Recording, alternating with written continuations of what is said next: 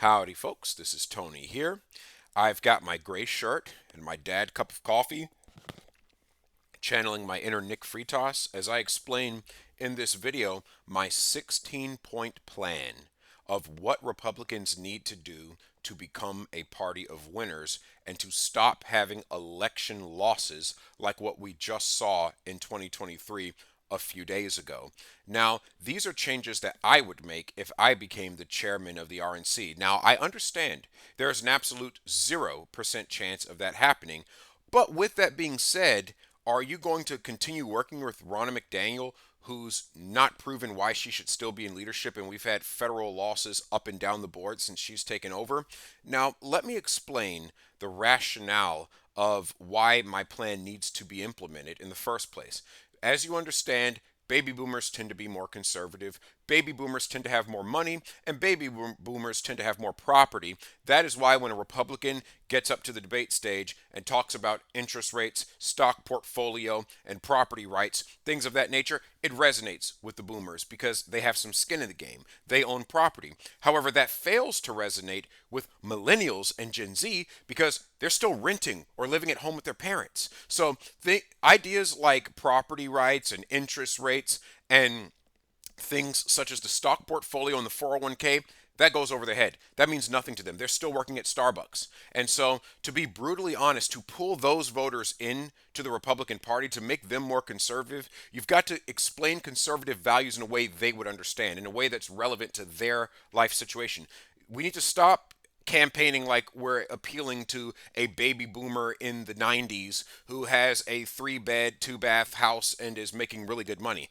Those days are coming to a close. Those people are no longer making up the majority of the voter pool, and so you have to win young people in order to be able to stay relevant in elections. And as much as it would infuriate the donor class, the Republican Party has to do some of what the Democrats are doing. You know what the Democrats have done very well? They have marketed themselves as the party of the poor. Now, yes, their politicians, once elected, will take dark money. They will fund wars. They will raise taxes on everybody, making everyone even poorer. But the voters don't know that because the Democrats have done an awesome job of marketing themselves as the party of the poor. And Republicans must do the same in order to slice into that millennial and that Gen Z vote enough to stop Democrats from winning elections. Hence, why I have a 16-point plan.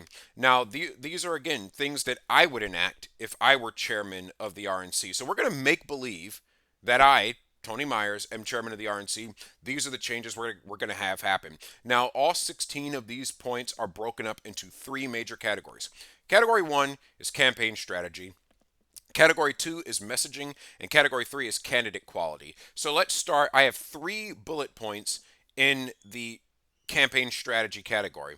Number 1, and this is very important. Number 1, Republican candidates have to start knocking doors in poor areas. Go to the hood. Go to the trailer park. Go to those places where you would think, well, it's all a bunch of poor Hispanics. It's all a bunch of poor black people. It's all a bunch of people in the trailer park. They're going to vote Democrat anyway because they have nothing. Go to those people, and they're human beings. Explain to them why their party is wrong. Now, I'm going to be brutally honest with you. This will be met with mixed success, but it is your best chance of becoming the party of the poor and having swaths of poor people behind you because look at the way the economy is going. The middle class is getting squeezed out of existence. You either have a few hyper rich people or a lot of poor people living check to check. So obviously, if the poor population is becoming a bigger swath of the population because of government spending and bad policy, doesn't that mean that whichever party controls the narrative around poor people is going to win? Yes. So go to I don't care if that apartment smells like weed and has a roach crawling up in the wall. Go there and explain to those people why Democrats have made their lives a living hell and explain to them why you as a Republican candidate deserve their vote. That will pay dividends for generations. The second bullet point in light of that strategy, in addition to going to the hood, is going to college campuses. Because again, a lot of Generation Z, a lot of younger millennials are in college. Go to them and explain to them why it is important that they vote Republican. Start challenging them on those cultural issues.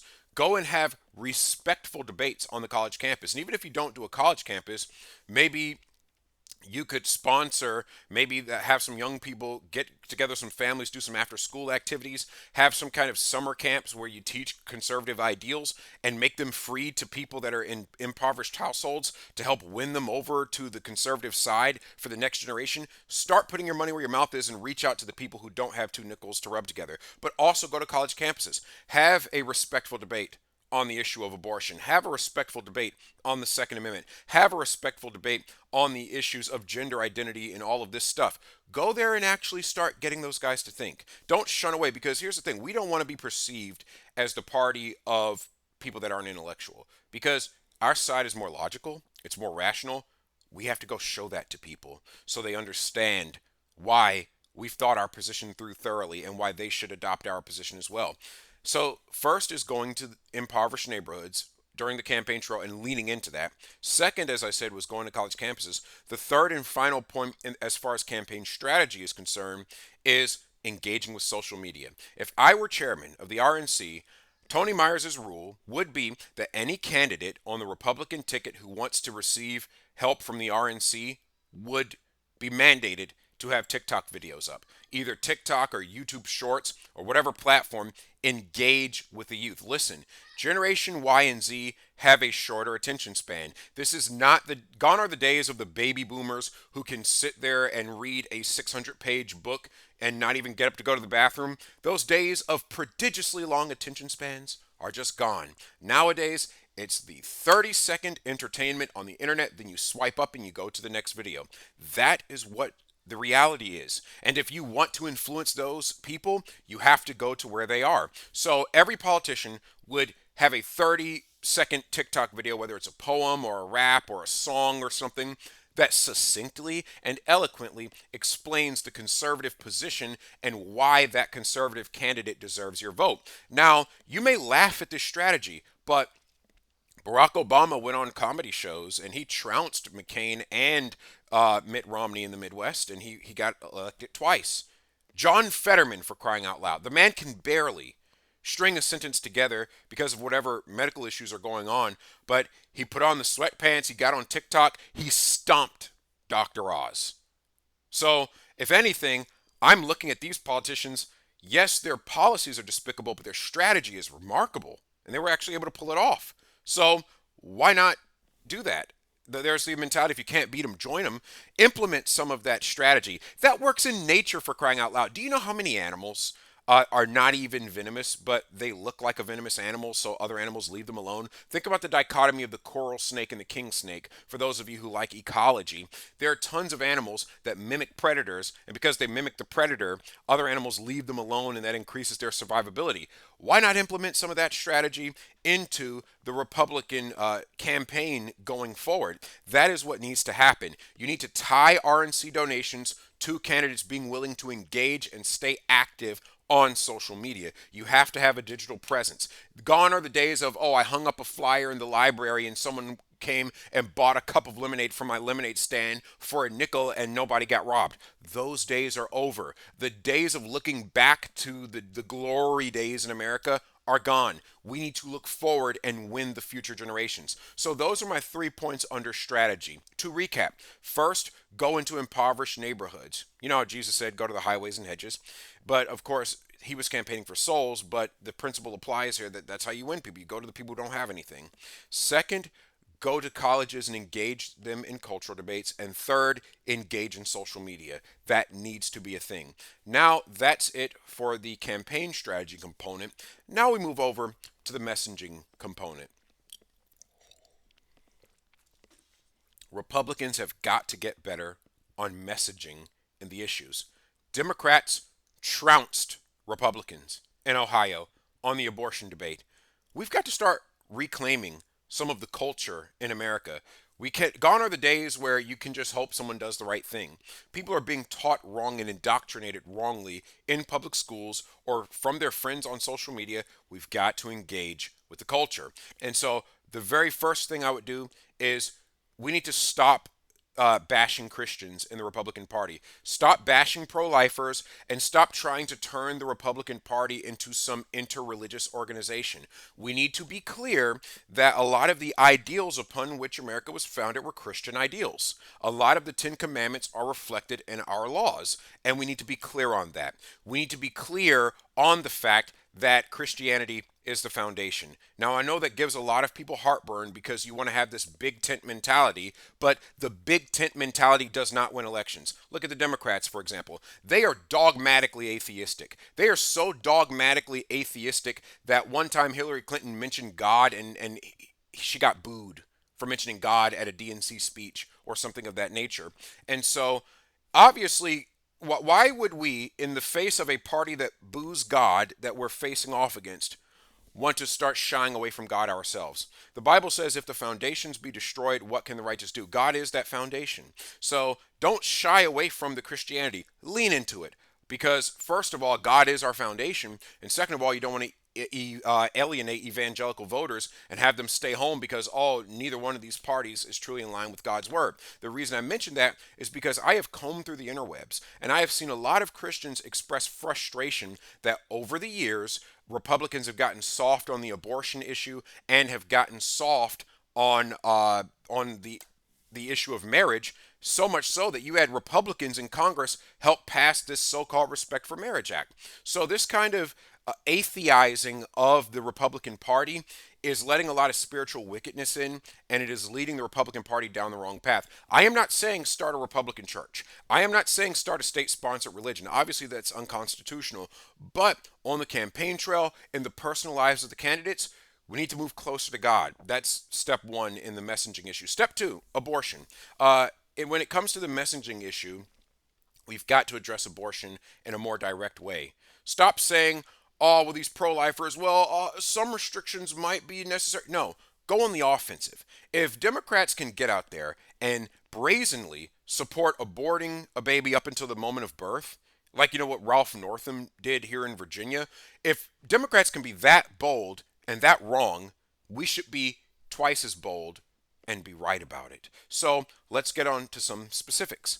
Whenever the issue of abortion is brought up, the first thing that any Republican should do in messaging is mention Margaret Sanger. You need to lean into Planned Parenthood. Lean into Margaret Sanger like there's no tomorrow. Explain that the whole reason why abortion is popular in America is not because people wanted control over their family size. It's because Margaret Sanger was a racist who wanted to exterminate anybody that wasn't white, and that's why abortion disproportionately affects so-called minority people, and why you see many more abortion clinics in black and brown neighborhoods. Lean into that. Explain that abortion is genocide. Now, even if you have to get basic, for example, if you're out in the hood and you're explaining this to somebody, go to them and ask them a basic question. Say, hey, do you feel as though the world would be better if there were less people, if there were fewer people your color?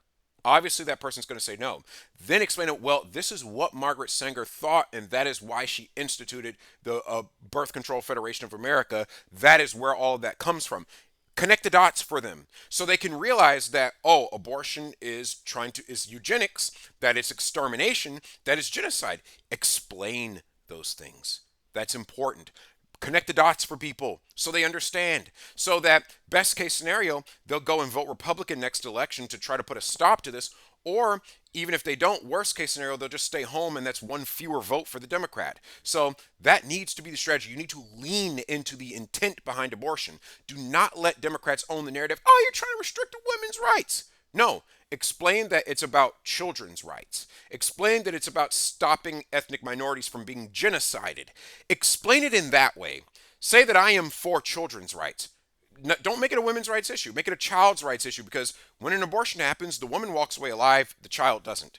Explain that. Explain that you are there to advocate for the child. Now, a lot of Democrats will try to come and say, oh, well, what about rape? Well, here's what you say about that. Make that a Second Amendment issue, because it is. Say, well, if the woman had a gun, she could have stopped the rape from taking place in the first place, and we wouldn't have to worry about what happens to the baby, because there is no baby. Put it that way. Put the power back into the woman's hands and get on that debate stage and say, my Democratic opponent wants women to go through two traumas. The trauma of being sexually assaulted or whatever, and the trauma of having to go through that abortion. Whereas you explain, well, in the Republican side of things, the woman would go through no trauma because yes, she'll that man will try something. She pulls out a gun and stops him. Now he's dead. Now that's one less rapist in the world. Frame it that way, in a way in which makes the woman powerful. That's how you do that. Explain how it's trying to exterminate minorities.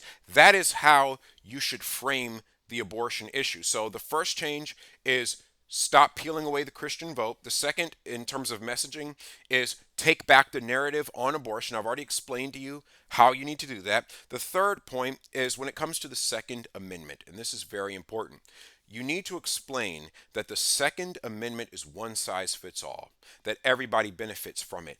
Actually, break it down on a demographic level, because suburban mom with a Moms Demand Action sign and an Every Town t-shirt does not understand why she needs a gun. Talk to her. This is your one chance to talk to her. Say, hey, you have that very nice house in the suburbs.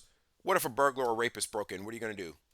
You're not going to have time to call the police. That is why you need a shotgun, a rifle, a pistol, or whatever to get that man away from you. You need to make it real for people. You see, then you go and talk to the people that live in the hood and say, hey, even if you have to use their lingo, you need to stay strapped. Or you need whatever it is to protect yourself. You don't want to be caught lacking. Explain that. Explain it in a way that would make sense to these people. You need to actually speak their language and say, oh, he doesn't want to take the strap from us. Okay, he's good. He's got our vote. Say, hey, this guy, he wants you to be unprepared. We don't. The rural voters are already more likely to vote Republican anyway, but reiterate the importance of them being able to protect their land and their persons from predators. Because if you live in a rural area, coyotes and foxes and wolves and bears, those can be a real concern. Stray dogs in the Midwest and some of the inner city areas are becoming a problem too. And you're not going to get a stray dog away from you with pepper spray. I'm sorry, especially if it's a pit bull. Those things don't even feel pain. But the bottom line is you need to frame the Second Amendment in such a way that it is real to different demographics of people, that you make it you make everybody understand the importance. Talk to the people that live in safe neighborhoods. And explain to them how just because you bought a nice house doesn't mean your neighbor's going to stay nice. You can't control who comes through your neighborhood. So that's the third issue. The fourth issue is when it comes to talking about the economy, can we please stop talking about interest rates and all of that stuff? Yes, it's important because higher interest rates make it harder for you to get a loan for your house. It makes it harder for you to start a business. But most people aren't even thinking about that. They are thinking about, how am I going to pay my bills? Can I afford medicine? Can I afford new tires on my car? You need to frame the issue in that way. Talk about it purely on kitchen table issues and keep it that simple. Don't go over people's head. Now, the fifth thing when it comes to messaging in the Republican Party is we've got to get the youth.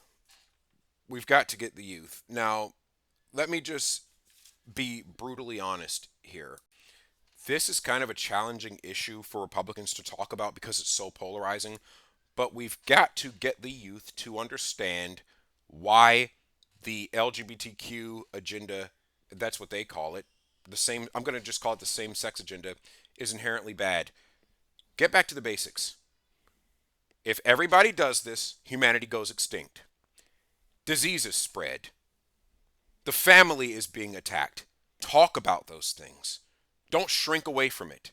Because that candidate is going to go say, oh, women's rights and gay rights, and they're going to stomp you, even though you're just trying to protect freedom of religion and freedom of speech. So you need to frame it. How does this affect everything? How does this affect you? Talk about the Colorado baker. Talk about the fact that it's not, they don't just want to have consenting adults and whatever. They want to control what you say. Talk about the fact that when it comes to gender surgeries, these are irreversible and do damage to the body. Let me give you a little bit of science, because we as Republicans, we need to be known as the party of science too. Let's think about this. Estrogen in a woman controls her bone density and her heart function and several things. When she gets excessive testosterone pumped in to try to transition into a man or something of that nature, it's going to cause all sorts of negative reactions in her heart and in her bones. It's going to cause her to have higher rates of cancer. It's going to do things that are going to transform her body and make her so miserable that she's not even going to want to live anymore. Talk about the fact that the youth that are trying to change their gender have the highest suicide rates of all youth. Talk about this, and you need to be honest. Here's an example. Here is a canned response you can give when people try to push the same sex agenda. Explain that when a person takes hormones to try to change their body is naturally going to mount up a defense against that wrong hormone that's being inserted in, and they have to keep getting those hormonal injections constantly in order to keep the appearance that they want. And when they do that, the doctors or the pharmaceutical industry is just making buku money off of them. Meanwhile, that person's going to be poor, miserable, and at a higher rate of cancer. You need to explain the physical and real dangers of the same-sex agenda. No more running from it. No more hiding from it. Because in the public school, they say acceptance, acceptance, acceptance. They want to talk about the emotional benefits. You need to be honest with the American people, Republicans, and explain how the same-sex agenda is really just genocide. Because first of all, if everyone does it, then no new humans get created. We start to go extinct. We get depopulated. And then explain why when they push that on minorities, that's the same thing as what Margaret Sanger is doing. It's just in a different way. Instead of stopping them from being alive, you just stop them from reproducing. You need to go on the offense on these issues. That's how you win the messaging war. When it comes to race relations, really tackle it head on. Go back to what I said about, see what I said about the abortion issue. Tackle it head on. Explain. You need to look the American people in the eye. Show them the chart if you have to. Bring the receipts. Because in some of these debates, you can show video, or if you want to own the campaign trail, have flyers. Explain how in every single city with a Democratic mayor, black people are getting shot left and right. And then compare that with every single city that has a Republican or a conservative mayor, how that's not happening. And then make them answer the question, why is it everywhere Democrats are in charge that black and brown people die all the time? You need to address these issues. You need to actually go in full-throatedly, and you need to actually go on the offense about this. Democrats are great on going on the offense. The Republicans get mush-mouthed and start talking about bipartisanship and interest rates. The McConnellistic, Romneyistic Republican Party is not the way forward. It's not the way forward for conservative people. You need to, and please, for the love of all that is holy, whenever somebody tries to, especially, and I'm going to be brutally honest about this, you white Republican men, when you campaign, if some left-wing person lies on you and tries to say you are a racist, please do not say I have minority friends. Oh, I have black friends. Oh, I have Hispanic friends. Oh, I have Jewish friends. No, don't do that. You know why? Because that makes you look like on the defensive. And when you're on the defensive, there's a saying, I forget exactly how it's worded, but if you're the one explaining, you're losing. Don't do that. No, go on the offensive. When they accuse you of being a racist, then ask them in front of the audience, well, why have your policies resulted in unborn children of color getting exterminated at accelerated rates? Why have your policies in every city where you people are in charge, where your party's in charge, led to accelerated decline in education in neighborhoods for people that look like this? Throw it back at them. Don't just take it and try to swallow it down, and no, because that makes you look uncomfortable. And it makes people of color think, oh, he must be a hidden racist. He must have a strategy up his sleeve. Don't give these crazy left-wingers an inch. They'll take a mile. They'll take a light year. The seventh issue of messaging that needs to be fixed, speaking of race relations, is the idea of police reform. The police reform issue is something where we as conservatives can own the messaging on that. We can own it. Here's all we have to do. The defund the police movement, while it's nuts to think that that could happen, here's what you need to realize. There are legitimate police that need to be defunded, and I'm not talking about your friendly county sheriff. I've met those guys. They're wonderful people. I mean the FBI, the CIA, the NSA, the people that created the Steele dossier that tried to frame Trump for colluding with Russia. If Republicans, or think about during COVID lockdowns, you had some great officers that stood up for people's rights, but then you had some police officers who arrested people who didn't deserve to be arrested because some governor or some mayor made an ordinance that was tyrannical and against the Bill of Rights. strip people of their rights and that officer participated in deprivation of rights. Now, if you could bring that together, you could maybe win those people. If you could explain, hey, I'm not going to just vilify every cop out here because cops do great work, but the federal agencies are too large. They're too powerful. They need to be stripped down. They should not have the right to invade all of our lives. Then you tap in to that fury that minorities have against the justice system. If you can say, hey, you minorities, just like you have problems with your local police department, well, we as a whole country have problems with the federal law enforcement. So if we can harness your energy about the police but direct it at agencies who have assassinated civil rights leaders, then maybe, and framed presidents, then maybe you unify everybody together under one banner, and that banner is that the federal police, the federal law enforcement agencies are much too powerful and they need to be scaled back. That is how you win on the messaging on police reform. You say, yes, we need police reform, but let's start at the federal level because that's our biggest problem. Then once that is solved, you leave more rights to the states, which is ultimately what we conservatives want, more rights to the states and the people as opposed to the federal government. You frame it like that, maybe you'll start to get people on board. Give them the details of how the FBI has framed civil rights leaders. Let them get that into their mind, and then now you've got them considering you on that ballot as opposed to your Democratic opponent. So those are the 7 changes that need to take place as far as messaging goes. To recap, stop dropping the Christian ethic and blaming pro-lifers. Go on the offense on abortion. Go on the offense about the 2A and make it relevant to every economic demographic.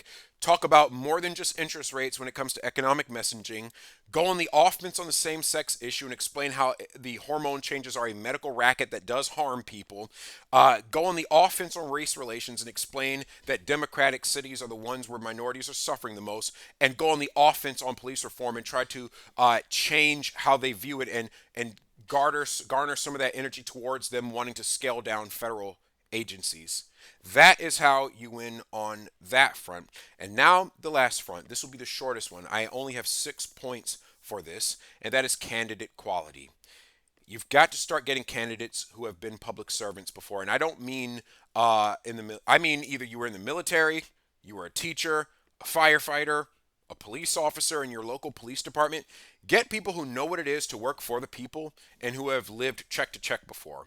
If you've never had to live check to check before, you shouldn't be running for public office. Now, I'm not saying that I hate rich people. That's not a class envy thing. But if you're going to be, I'm not saying never run somebody who has never lived check to check before, but it is a lot easier to win those swaths of poor people when you have a candidate that can relate to them.